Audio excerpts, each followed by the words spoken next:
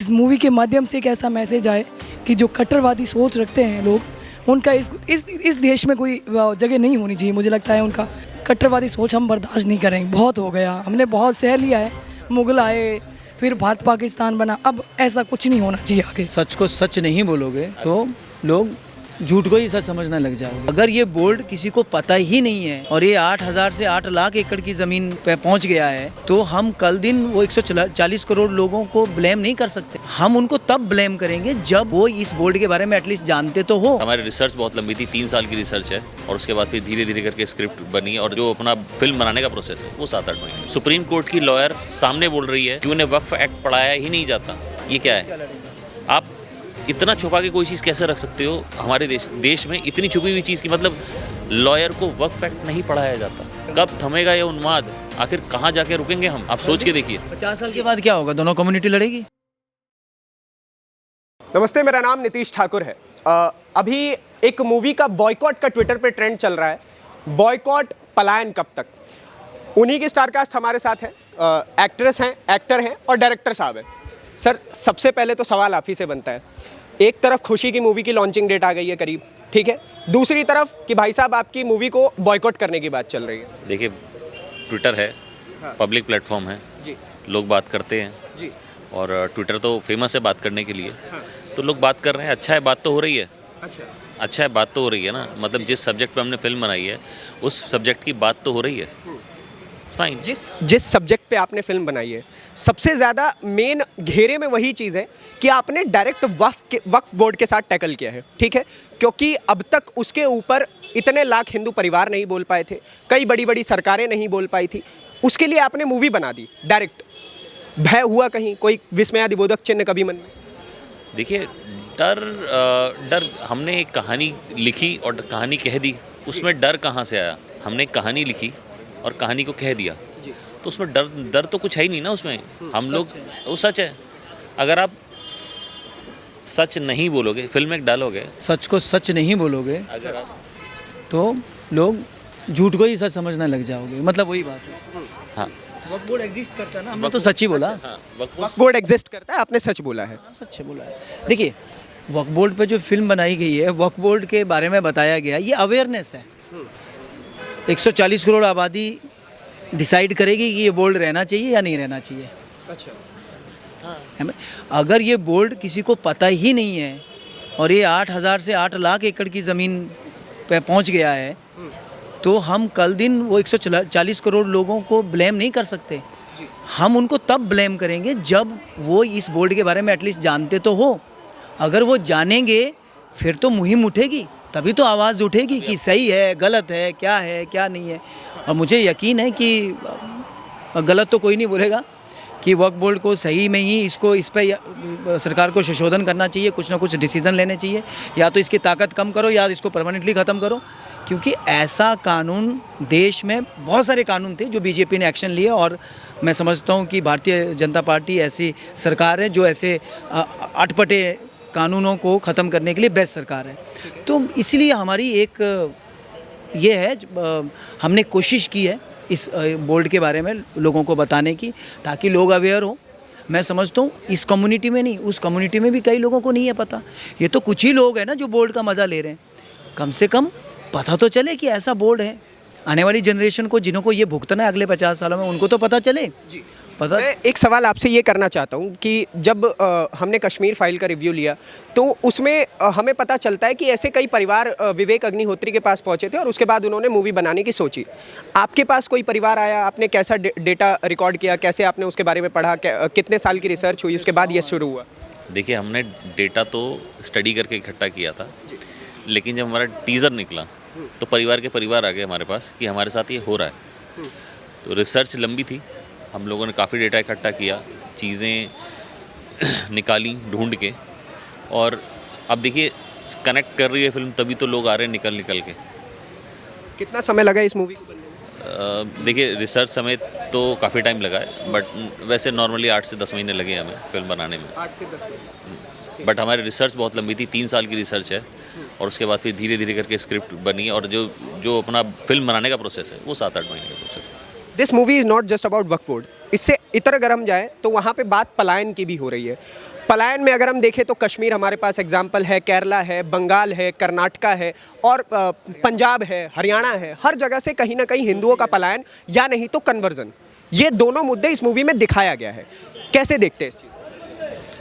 हम क्या देखते हैं, हमने तो दिखाया, हम क्या देखेंगे। हमने तो दिखाने की कोशिश की है, समझाने की कोशिश करी है कि ये सब चीज़ें सोसाइटी में हो रही हैं और बहुत गलत हो रही हैं, नहीं होनी चाहिए। आप एक चीज़ समझिए ना कि हमारे शहर में 2 इलाके बट गए हैं, हर शहर 2 इलाकों में बटा हुआ है, जबकि हम लोग आज़ाद हो चुके हैं, दुनिया की सबसे बड़ी डेमोक्रेसी है, 2 इलाकों में बटे हुए हैं। क्यों बटे हुए हैं भाई, क्यों? ऐसा नहीं होना चाहिए। अब तो ऐसा भाई डेमोक्रेसी है, एक बार हमारे देश का बंटवारा हो चुका। ममता बनर्जी का भी बयान था कि मुसलमान इलाकों से जाते ही क्यों नारा लगा। हाँ, तो अब मुझे एक चीज़ बताइए, ये हिंदू इलाका मुसलमान, ये हिंदू इलाका मुसलमान इलाका कहाँ से आ गया, क्यों आया ये? ये तो बंटवारे का एक और निशान है ना, अच्छा, क्योंकि इलाके नहीं होने चाहिए ना। एक इलाका ऐसा है जिसमें सब धर्म के लोग आसानी से रहते हैं, प्यार से रहते हैं, हर त्यौहार मनाए जा रहे हैं। मगर एक इलाका ऐसा है जहाँ पे किसी को रहने नहीं दिया जा रहा है। क्यों नहीं रहने दिया जा रहा है? विवेक अग्निहोत्री ने एक बात कही थी सर कि इसके आगे और ऐसी मूवीज़ आएंगी। आप ऐसी मूवीज़ को और बनाने वाले हैं? देखिए, अगर दिमाग में हमारे ऐसे मुद्दे आएंगे जो कि सोशल मुद्दे हमारे प्रेवलेंट हैं, ऐसी मूवीज़ में आप क्या कहना चाहते हो? ऐसी मूवीज़ का मतलब क्या, पहले आप मुझे समझाओ। ऐसी मूवीज़ का अर्थ ये है कि बीते 2 वर्षों में जिस प्रकार से लगातार राइट विंग की अगर हम कहें मूवीज़ आई हैं, जिन्होंने सत्यता को प्रेजेंट किया है, जिन्होंने एक क्लियर टैकल लिया है जो गलत लोग हैं उनके साथ, ऐसी मूवी में मैं इनको गिनता हूँ। मैं आपको एक बहुत अच्छा एग्जांपल देता हूँ। मैं अभी ना एक सुप्रीम कोर्ट के लॉयर के साथ खड़ा हुआ था। उन्होंने हमें बताया कि हमें वक्फ एक्ट पढ़ाया ही नहीं जाता। आप समझ सकते हो, सुप्रीम कोर्ट की लॉयर सामने बोल रही है कि उन्हें वक्फ एक्ट पढ़ाया ही नहीं जाता। ये क्या है? आप इतना छुपा के कोई चीज़ कैसे रख सकते हो? हमारे देश में इतनी छुपी हुई चीज़ की, मतलब लॉयर को वक्फ एक्ट नहीं पढ़ाया जाता। आप समझ रहे हो?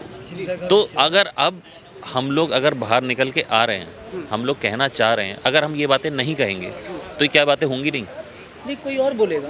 कोई और बोलेगा। नहीं, वैसे नहीं होंगे, बंद हो जाएंगी। क्या अगर हम नहीं बोलेंगे तो ये सब होना बंद हो जाएगा? एक बहुत महानुभाव का कहना था कि सिनेमा जो है वो जगत को बदलने का कार्य करता है, तो मेरे हिसाब से ऐसी मूवीज़ का आना ज़रूरी है, इसलिए मैंने आपसे ऐसा बोला। मैं वही आपसे बोल रहा हूँ कि हम लोग अगर नहीं बनाएंगे, अगर हम लोग नहीं बोलेंगे तो मतलब हमारे पास मीडियम है, हम बोल सकते हैं। एक नॉर्मल आदमी ये बातें नहीं बोल सकता, हम बोल सकते हैं। इससे और भावना किसी की भावना थोड़ी ठेस पहुंच रही है। हम सच्चाई सामने ला रहे हैं कि भाई, हम सबसे बोलते हैं कि भाई ये क्यों है, ऐसा नहीं होना चाहिए, बहुत हो चुका। हमने फिल्म में भी यही बोला कि बहुत हो चुका, अब ऐसा नहीं। कब थमेगा ये उन्माद? आखिर कहाँ जाके रुकेंगे हम? आप सोच के देखिए। 50 साल के बाद क्या होगा? दोनों कम्युनिटी लड़ेगी। आपने जो एक्ट किया है उसमें आपने दिल्ली दंगों की बात की है। उसमें पता चलता है कि आपके छोटे भाई की भी हत्या हुई थी, 27 बार उसे चाकू मारा गया था, और उसमें भी एक ऐसा ही एमएलसी था, अगर मैं उस एमएलसी का नाम लूँ तो वो ताहिर हुसैन था। तो क्या कहना चाहेंगे, दोनों चीज़ों को कनेक्ट करते हुए कैसे बनाया गया? बदरुद्दीन में ताहिर हुसैन दिखता है? हाँ, बदरुद्दीन में ताहिर हुसैन दिखता है, 100% दिखता है। और मैं समझता हूँ कि ऐसे बदरुद्दीन बहुत हैं, उन्हें समझना चाहिए, उन्हें अवेयर होना चाहिए कि नहीं, ऐसी हरकतें ना करें। इससे होगा क्या? समाज में डिसबैलेंस बढ़ेगा। डिसबैलेंस बढ़ेगा तो जो सोए हुए लोग हैं वो भी जाग जाएंगे, तो आने वाला भविष्य फिर खतरनाक हो जाएगा, नेचुरली खतरनाक हो जाएगा। क्योंकि अब देश के क्षेत्रफल तो इतना ही है कि अब इसको और बंटवारा तो नहीं किया जा सकता। आबादी इतनी है कि इस क्षेत्रफल में आराम से रह रही है, और तो अभी तो बहुत सारे चीज़ें हैं जो मुझे लगता है कि लोगों को समझ जानी चाहिए, क्योंकि डिजिटल माध्यम बहुत अच्छा बढ़ गया, इंटरनेट आ गया, लोग पढ़ाई करें, चीज़ें करें। इस तरीके से छुपते छुपाते बहुत सारी चीज़ें हैं, बहुत सारे कानून हैं, अभी उनको उजागर करने का समय। और हमने कोशिश की है, मुझे लगता है कि आप लोगों को वो कोशिश अप्रिशिएट करनी चाहिए, और मैं कहता हूँ उन लोगों को भी अप्रिशिएट करनी चाहिए जो इस कानून को चलाते हैं। उनको भी खुशी होनी चाहिए कि ऐसे हमारे कानून के बारे में लोग जान रहे हैं। अगर मैं कोई कंपनी ओपन करता हूँ, मैं कोई काम शुरू करता हूँ, तो मैं क्या चाहता हूँ? सारी दुनिया उसके बारे में जाने। आज आप प्रवक्ता हैं, आप चाहते हैं कि आप पूरा देश आपके बारे में जाने, तो ये छुपते छुपाते क्यों हो रही है चीज़? बड़े पर्दे पर आपकी मूवी और मूवी आने से पहले बॉयकॉट का ट्रेंड, क्या कहेंगे? देखिए, ये होता है होना भी चाहिए, क्योंकि कहीं ना बोलने वालों को जानबूझ के नुकसान। हाँ, कहीं ना कहीं ठेस अगर कहीं पहुंची है तो अच्छी बात है। मैं समझता हूँ इसमें ठेस पहुंचनी भी चाहिए। निशाना तीर पे लगा, बिल्कुल तीर निशाने पे लगा है। बिल्कुल बिल्कुल ठेस अगर पहुंची है तो बिल्कुल सही पहुंची है। अगर ठेस लगी है तो मुझे लगता है कि वो उनको गलत लगी है ठेस। वो तो सामने तो सच ही बोला है, हमने कोई गलत नहीं बोला है ना। और ये एक्ट है और इस एक्ट के अंदर ऐसा होता है, ये सच्चाई है। ये आपको गूगल पे सारी चीज़ें मिल जाएगी। आपको सोलापुर जाओ, आपको वहाँ पे सारी सच्चाई पता चल जाएगी। आप तमिलनाडु जाओ, वहाँ सच्चाई, यूपी जाओ, उत्तराखंड जाओ, हर जगह है, हर जगह वॉक बोर्ड है, हर जगह ऐसा हो रहा है। तो मैं समझता हूँ ये तो एक पब्लिक प्लेटफॉर्म की मूवी है। भगवान करे नेक्स्ट टाइम ऐसा डायरेक्टर राइटर हमारे ऐसी फिल्म लेके आए जो शायद और किसी को कोई चीज़ पता ना हो, उसको उजागर करे। मैं ये समझता हूँ। एक बात और मैं आपसे जानना चाहता हूँ, ऐसी मूवी को प्रोड्यूस करने से लोग बड़ा बचते हैं। फिर सर कहेंगे कि ऐसी मूवी मतलब कैसी मूवी, मैं उसको पहले ही क्लियर कर देता हूँ। आपने कैसे सोचा कि भाई मैं इसको प्रोड्यूस करूँगी, प्रोड्यूस एक्टिंग भी मैं ही करूँगी? एक्टिंग ही करती थी मैं पहले से। प्रोड्यूसर तो अभी भगवान ने बना दिया, क्योंकि मेरे अंदर भी चीज़ें थी, जिज्ञासा थी कुछ करने की। तो मौका मिला तो मैंने कहा कुछ अच्छा करेंगे समाज के लिए। ये जो कट्टरपंथी सोच है, जैसे कन्हैया लाल जैसा कांड होता है आज भारत में, तो बहुत दुख होता है, आत्मा दुखती है। उस सदमे से निकलने में मुझे बहुत टाइम निकला था जब वो घटना हुई थी। तो उन घटनाओं से मैं याद होती हूँ। पहले भी मैं बहुत ग्रास रूट से उठी हूँ, तो मेरे को बहुत इमोशनली भी हूँ। तो मैं चाहती हूँ ऐसी घटनाएं ना हो। इस मूवी के माध्यम से एक ऐसा मैसेज आए कि जो कट्टरवादी सोच रखते हैं लोग, उनका इस देश में कोई जगह नहीं होनी चाहिए। मुझे लगता है उनका ख़त्म हो जाना चाहिए। जिस तरीके से अभी यूपी गवर्नमेंट काम कर रही है, अच्छा काम कर रही है, अप्रिशिएशन है मतलब उनके लिए। योगी जी जो कर रहे हैं हमारे काबिल तारीफ। हाँ, उत्तराखंड और यूपी की गवर्नमेंट दोनों बहुत बढ़िया काम करी है, और सारी गवर्नमेंट को ऐसा ही काम करना चाहिए जैसे हरियाणा में भी नूह में हुआ, ऐसा नहीं होना चाहिए। तो हम यही चाहते हैं इस मूवी से एक जागरूकता फैले, लोगों तक एक मैसेज जाए कि भाई कट्टरवादी सोच हम बर्दाश्त नहीं करेंगे। बहुत हो गया, हमने बहुत सह लिया है। मुगल आए, फिर भारत पाकिस्तान बना, अब ऐसा कुछ नहीं होना चाहिए आगे। आज यूथ हैं हम नहीं करेंगे तो कौन करेगा। मैं इस यूथ होने के नाते मेरा दायित्व है कि मैं भारत के लिए कुछ करके जाऊं। इसमें अगर मुझे कोई धमकियां आए या फिर मेरे बॉयकॉट हो रही मेरी फिल्म, मुझे कोई डर नहीं है। मैं उसके लिए पहले से ही तैयार हूं, मुझे कोई फ़र्क नहीं पड़ता। हम कुछ अच्छा कर रहे हैं, तो इसी की बात की खुशी है। आज मेरा गला बैठा हो इसलिए बहुत कम बात की। Thank you so much.